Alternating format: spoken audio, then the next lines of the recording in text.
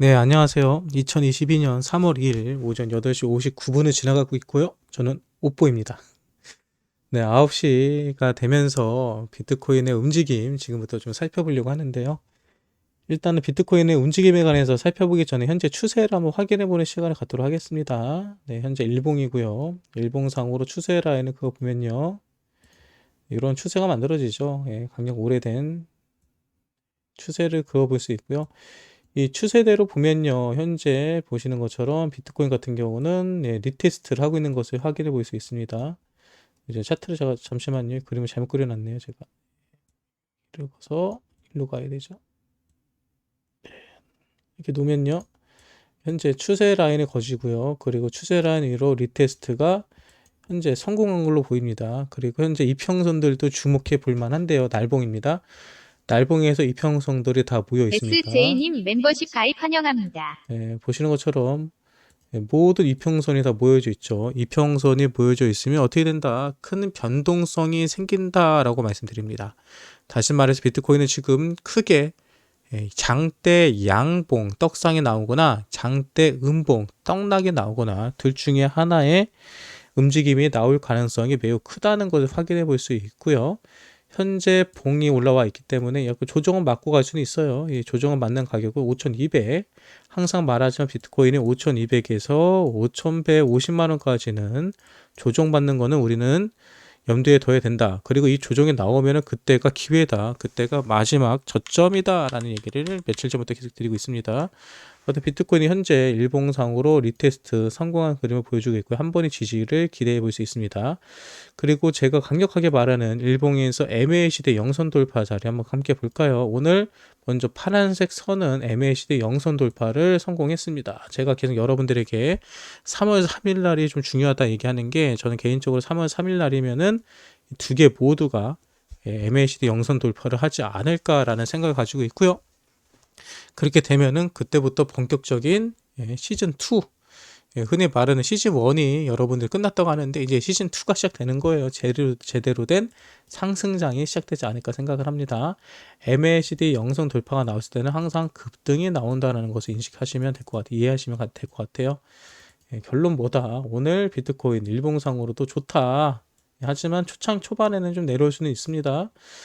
그리고 네이션 차트로 넘어갈게요. 네이션 차트를 보면 또 재밌는 거 볼 수 있습니다. 네이션 차트 보면은 볼륨을 확인해 볼 수 있는데요. 이때 볼륨, 요때 볼륨이 보면 이렇게 거래가 나왔죠. 근데 이 이후에 볼륨이 있어도 볼륨이 빠지고 있어요.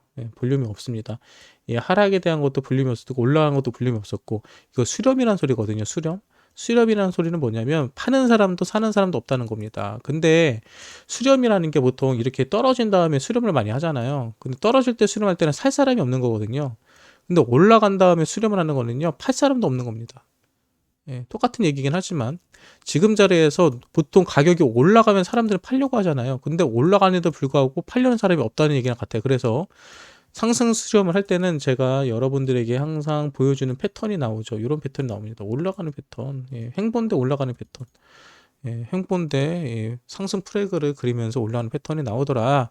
다시 말해서 비트코인 지금 떨어질 거나 큰 조정은 없을 거다. 큰 조정에 관해서는 크게 걱정 안 해도 될 것 같다.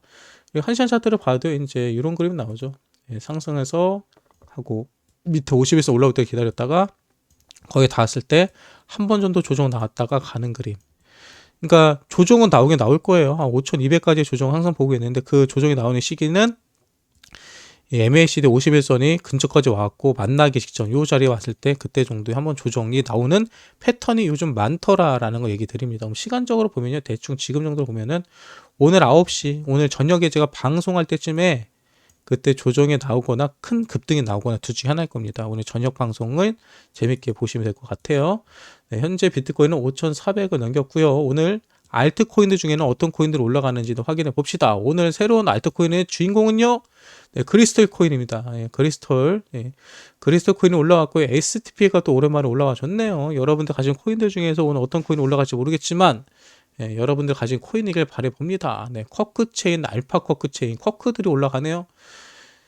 역시 오늘도 제가 가진 코인은 안 올라가요. 하지만 뭐다, 비트는 올라간다. 비트는 오늘도 올라간다. 제가 오늘 아침 방송부터 비트 오늘 한 번 더 갈 것 같습니다 얘기하는 게 바로 이런 관점입니다. 오늘 전고점은 뚫을 거예요. 5,500 정도는 얼마든지 뚫을 수 있고요. 많이 가면 6천만 원까지도 지켜볼 수 있습니다. 현실적인 가격은 5,700에서 5,800 보고 있고요. 그 가격까지 가면은 오늘도 비트코인 7%에서 8% 정도의 상승인데 그런 상승을 보여줄지, 물론 7%에서 8%의 상승이 나온다는 소리는 마이너스 7%에서 8%도 나올 수 있다는 거. 예전보다 지금 비트코인의 변동성은 커졌습니다. 파동이 커져 있기 때문에 위로도 3, 4%도 떨어질 때도 3, 4% 떨어질 수 있다는 거 항상 기억하시기 바랍니다. 현재 비트코인에 대해서 프리미엄 얼마나 붙어 있는지, 김프는 얼마나 붙어 있는지, 그리고 도미넌스는 얼마나 되는지 확인해 보는 시간 지금부터 가져보죠. 현재 비트 도미넌스는 44.2%. 최근에 우리가 본 것 중에서 가장 큰 가장 큰 비트 도미넌스, 비트 쪽으로 많은 자금이 쏠려 있다는 것을 확인해 볼 수 있고요. 그리고 김프 같은 경우는 이제 어저께도 역프가 몇 번 나왔었는데 1% 미만까지 떨어져 있습니다. 지금 김치 프리미엄도 상당히 낮다는 거, 다시 말해서 국내 가격 현재 매집하기 좋은 가격이라는 거를 다시 한번 확인해 볼 수 있고요. 거래소에 들어있는 비트코인의 물량 확인해 봅시다. 거래소에는 비트코인 물량이 얼마나 들어와 있는지, 오늘은 또 유입이 됐는지 아니면 출금이 됐는지 확인해 보죠. 다시 말하지만 비트코인이 거래소에서 물량이 빠지면 빠질수록 고래들은 물량을 팔 생각이 없다는 겁니다. 그래서 긍정적으로 볼 수 있다는 거죠. 네, 보시는 것처럼 오늘도 물량이 빠졌다는 것을 확인해 볼 수 있네요. 어저께 일시적으로 물량이 조금 들어왔었는데 들어왔던 물량이 다 해소되고, 보시는 것처럼 떡락이 되어 있습니다. 떡락이 뭐예요? 누군가가 거래소에서 물량을 다 뺐다는 거죠. 이거는 가격 하락한 게 아니에요. 비트코인 보유 물량이 거래소에서 빠졌다는 겁니다.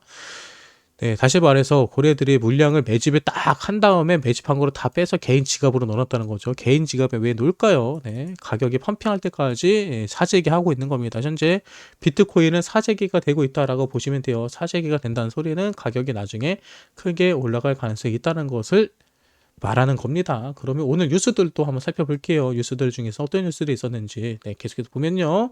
네, 애널리스트 비트코인 미증시 디커플링 좋은 징조. 네, 많은 사람들이 그랬죠. 왜 비트코인은 나스닥 따라서 움직이냐, 나스닥이랑 커플링이냐. 제가 항상 그랬죠. 아닙니다. 비트코인은 나스닥과 커플링이 될 수도 있고 디커플링이 될 수 있습니다. 방향성이 없습니다.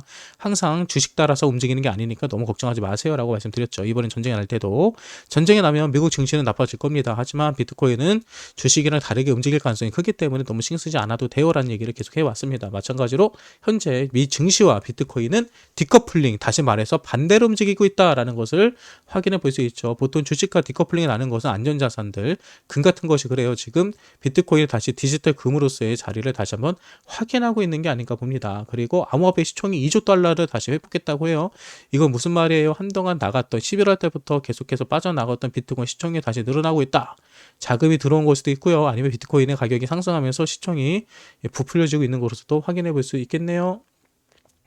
네, 이후 VTB 등 러시아 7개 은행에서의 스위프트에서 러시아를 배제시킨다. 예, 러시아가 스위프트에서 배제가 되면 비트코인의 가치는 더 올라갑니다. 스위프트는요, 국가 간의 송금 시스템으로요. 러시아에서 스위프트가 배제되면요, 해외에 있는 사람들과 러시아에 있는 사람들 간에 서로 간에 송금이 되지 않아요. 그리고 러시아 같은 경우도 카드를 사용할 때 스위프트 결제가 많이 된다고 하더라고요. 그래서 최근 러시아 관련된 뉴스들을 보니까요, 러시아 사람들이 죽으려고 한답니다. 왜? 은행에서는요, 출금기에서 현금을 찾아볼 수도 없고요, 그 달러를 찾아서 바꿀 수도 없고, 이러지도 저러지도 못하고, 상점에서 물건도 사지 못하고, 카드도 사용 못하고, 이런 상황이 좀 발생하고 있다고 해요. 네, 그래서 결국 사람들은 비트코인으로 물물거래를 하지 않을까, 결제를 하지 않을까라는 말들이 많이 나오고 있는 겁니다. 이더리움 가스비 하락세 지수 최근 6개월째 최저. 네, 요즘 가스비가 많이 빠져요. 저도 요즘 스테이킹 하면서 또 디파이 하면서 이더리움을 많이 사용하긴 하는데 가스비가 빠져서 상당히 좋습니다. 근데 이더리움의 이런 가스비가 빠지면요, 솔라나나 폴리곤에게는 약간 아쉬운 소식이에요. 비트코인의 수수료가 비싸야지 폴리곤과 솔라나 같은 레이어 2 코인들이 상승세가 이어지거든요. 이런 부분에 있어서도 약간 관계가 있다는 거 생각하시고 투자해 보시기 바랍니다. 오빠님, 그럼 폴리곤이나 솔라나 지금 사면 안 되나요? 아니요, 사도 됩니다. 근데 예전과 같이 큰 폭등이라든지 이 급등은 좀 어렵지 않을까, 가치가 떨어지지는 않을 겁니다. 네, 그런 관점을 보시면 될 것 같고요. 네, 비트코인 채굴자들 2월 달에 10억 달러 이상의 수익을 올렸다. 좀 재밌지 않아요, 여러분? 채굴자들이 2월 달에 10억 달러 수익을 올렸다 하는데 2월 달에는 뭐가 있었죠? 채굴에 있어서 비트코인 해시레이트가 최고치를 찍었다는 뉴스가 계속 나왔죠. 그러니까 해시레이트가 찍어도요, 비트코인에 대한 가치가 살아있기 때문에 수익을 계속 봅니다. 그러니까 채굴에서 채산성이 있다는 거예요. 네, 러시아 바이낸스 내 우크라이나 사용자 비트코인 구매량 급증하고 있다. 제가 계속 말씀드리죠. 비트코인 전쟁이 길어지면 길어질수록 그리고 전쟁이 나면 날수록 가격은 상승합니다. 왜?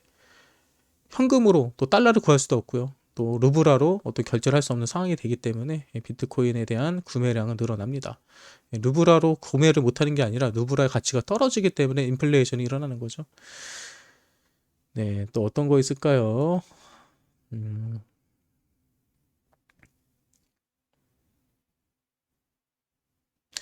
네, 라울파 현상은 과거 팬데믹 당시와 유사 폭락 후 상승 전환 이거죠.